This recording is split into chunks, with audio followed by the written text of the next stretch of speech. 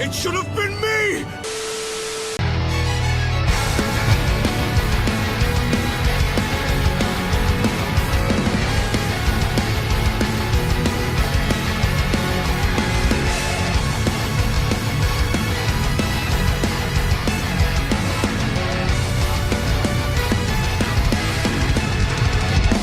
Everyone, what up? Mad Kaiser here. Welcome back to another Granblue Fantasy Relink video where, of course, I'm going to be talking about more Granblue Fantasy Relink.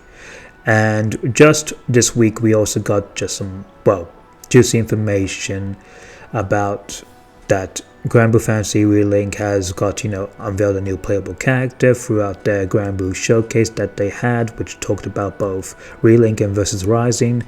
Though obviously if you came here, you know I'll be talking mainly about Relink. And before we begin, if you like what you're seeing here, then by all means, like the video, click the subscribe button if you're new, and hit that bell notification icon if you want to get an update by all future Granblue Fantasy Relink videos by yours truly. Not only that, but I'm also aiming to reach a milestone of 500 subscribers, and if I do reach said milestone, I'll be able to play and review on what may consider to be the best JRPG ever, which is Chrono Trigger, so by all means, go ahead and do yourself that. Now, back to the video. So we just got a new playable character known as Ghandagoza. I think that's how you say it, I'm not sure, I apologize if I do butcher it.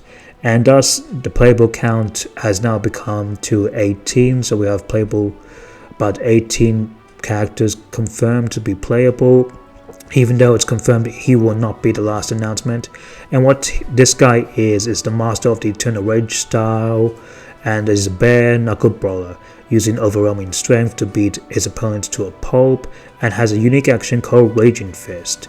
Not only that, but he can also gather power in the form of Eternal Rage by performing some combos, and the more rage he has, the more damage he'll be able to do with his Raging Fist.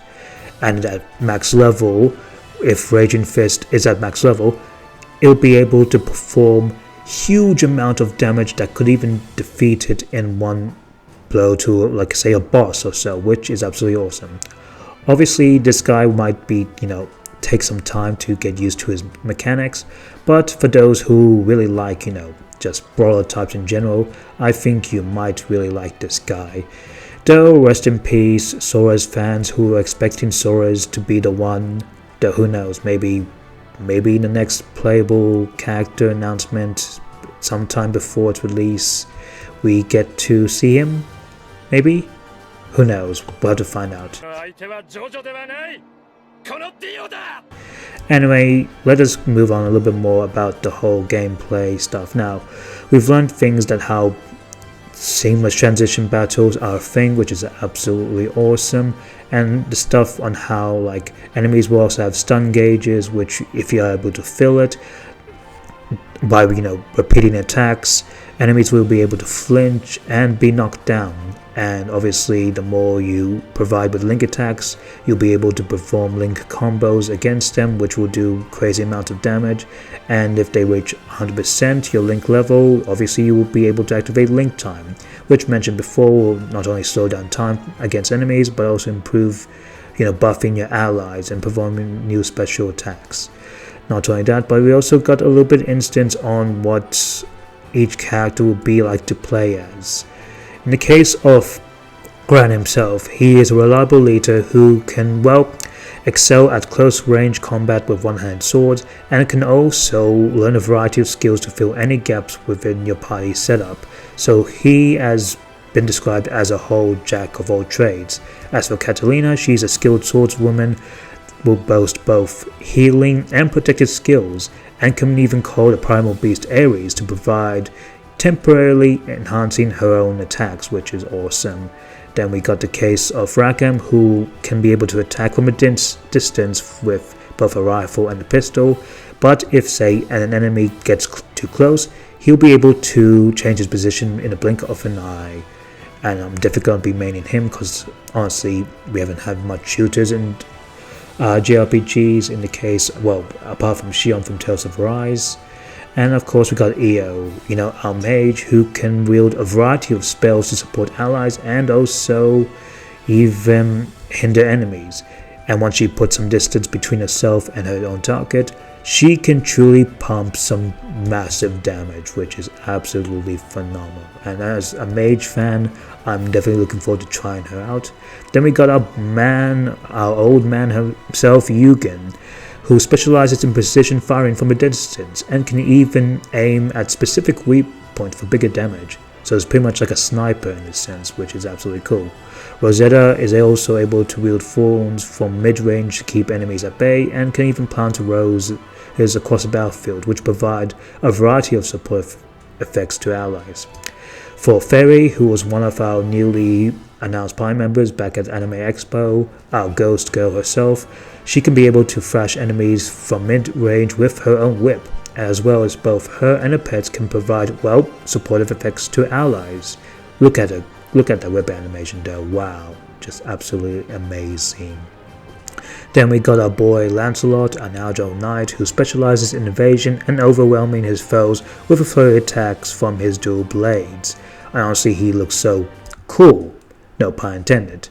Then we got Vayne, who's a loyal knight who shrugs off enemy attacks with a grand halberd swings, and be able to protect his own allies with formidable defensive skills. Then we got Percival, who's a lordly knight who reveals, flame and blade in equal measure, as well as can charge his strikes for increased firepower. Boy, I like to see him and Alphen at a fire sword match thing. Siegfried is able to also specialize in just devastating attacks with his own great sword, and if you just involve perfect timing, his attacks become even stronger, so he'll be interesting to get a hold of. Then of course we got Charlotta, who was revealed to be one of the more easier characters that you can play with, especially if you played in any of the demos, and she's skilled at hindering the enemy with rapid cuts and aerial attacks, and boldly flies to, of course, certain attacks, making her very agile. And then we come to my girl, my beloved, my awesome swordswoman draft, Namaya, who is an ethereal warrior who delivers captivating attacks as she switches between two stances, one for speed and one from range, and honestly is this game's Virgil, in my opinion. Then we also got Yodara, who slices his foes to shreds in an agile display of dual katana mastery, and he is quite a speed demon. Then we got Zeta, who, if you watch the PlayStation Showcase, was one of the revealed party members in that, and she's a feisty spear-wielder dragoon who are able to punish her foes with her own aerial combos, and if you involve perfect timing, she'll be able to continue her assault and deliver a powerful finishing blow. And Vasaraga, a behemoth of a Skyfarer who is able to shrug off enemies' attacks as he swings his massive scythe. Not only that, but he can also just deal massive damage, even if he becomes vulnerable when inducing it. And then, of course, lastly, Ghandagoza, who trusts his power with his own fists and excels at close range, and he can strike with his raging fist that will crush any unlucky opponent who come across him. Not only that, but when you do level up your crew members, you are able to obviously unlock their individual masteries, which can be found in the upgrade skill tree, and unlocking these mastery nodes will increase specific actions and open up new skills and combat actions. Not only that, but it's also possible to some degree to also focus on certain upgrade routes and prioritize specific stat growth. You can also even have things like, sigils and emblems and skills, which he can equip to about 4, and each skill will have their own variety of effects, whether it's damaging, healing, buffing and debuffing, all that good jazz. And you can even customize on how your party will load out and all that good stuff. You can also even have things, as I said, also sigils and equipping weapons, which will greatly just be able to tweak your characters in the way you want it, and have things like perfect dodge or even increase your attack power based on missing health.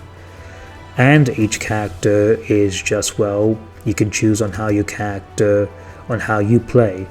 Not only that, but it's also confirmed that things like on how weapons can be upgraded at the blacksmith with the right materials, and each weapon will have their own unique stats. Not only that, but you can also equip and upgrade them to suit your playstyle and how you want party plays, all that good stuff. And obviously we can't have Granblue Fantasy without our good friend Sierra Cart, our trusty, very cute, adorable, well, mage, well not mage, her merchant. And she'll provide lots of things like treasure and sigil trading services. She can also even appear in the field to replenish your potions, or even fill in for the blacksmith, which is absolutely cool. Honestly, she also looks really good in this game. And lastly, of course, there's also side quests, which we talked a little bit about. And how these quests are handled is by an organization called the Crew Alliance Rafale, and you'll be able to undertake quests from them. Not only that, but also doing these side quests, you are also able to have many objectives, some of them involving taking down strong opponents, as well as horde of monsters, and even defending against certain targets, which was absolutely nice. And given the fact that we'll have over 100 of these damn side quests, that'll be a lot of content to go through, especially given the fact that, well, I obviously mentioned the aforementioned Fate episodes, and just obviously the whole co-op online thing. So yeah, that's a ton of what we got from Granblue Fantasy Relink, which sure, some of it was basically, expanding upon what I said in my Everything to Know video, but also the fact that we got a brand new playable character, and the fact that obviously it's not over just yet, because Granblue Fantasy Showcase will appear again in January 2024, yep, which will be 1 month before the game's actual release. So we might see a playable character there, and who knows, maybe somewhere around the Game Awards we could have another playable character announced, and who knows. Anyway guys, that's it for me. So by all means, thank you guys so much for watching, and stay cool out there. So Mad Kaiser out.